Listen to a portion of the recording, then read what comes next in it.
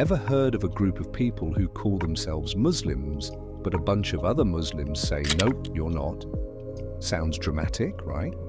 We're about to uncover one of the most debated, controversial, and frankly, misunderstood religious movements in the world, the Ahmadiyya movement.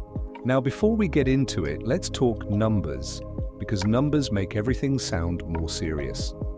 Out of the 1.9 billion Muslims worldwide, Ahmadi Muslims make up somewhere between 10 to 20 million.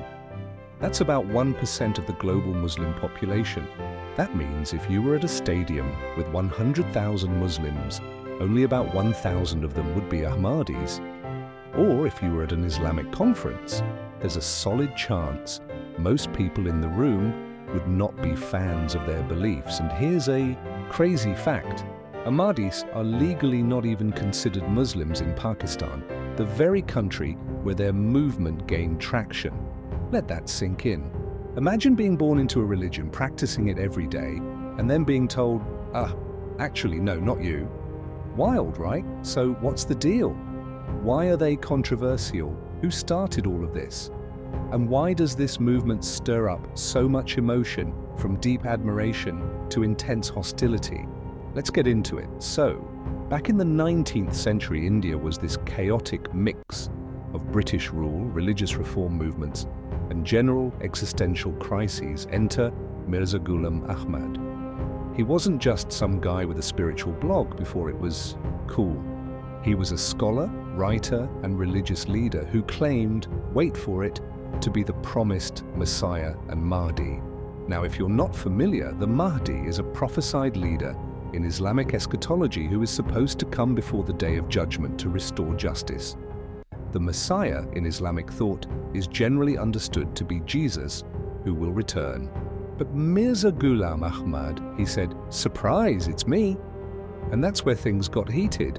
Many Muslims believe Prophet Muhammad is the final prophet. Full stop. No sequels, no reboots, no extended universe. So when Mirza Ghulam Ahmad came along and said he was divinely appointed as the Messiah and Mahdi, people were like, hold up. That's not how this works. The backlash was immediate and intense. Religious scholars declared his claims heretical. Debates broke out. And even after his passing in 1908, the movement only grew stronger, spreading beyond India to Africa, Europe, and even the United States. Now let's talk about persecution, because being different, especially in religious circles, often comes with a hefty price tag. In Pakistan, it's literally illegal for Ahmadis to call themselves Muslims. They can't say salam, the Islamic greeting. They can't recite the Quran publicly.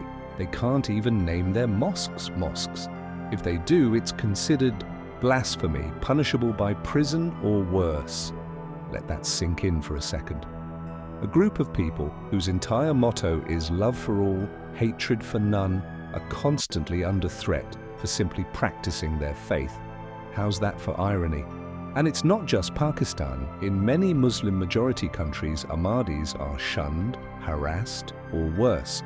Their mosques have been bombed, their leaders assassinated, and their businesses boycotted. Even in Western countries where they have more freedom, they often face social ostracization from other Muslim communities. So at this point, you might be wondering, why do they even keep going? Why stick to something that brings so much opposition? Well, for Ahmadis, it's about conviction. They believe they're reviving the true essence of Islam, one that emphasizes peace, intellectual discourse, and spiritual reform rather than political dominance.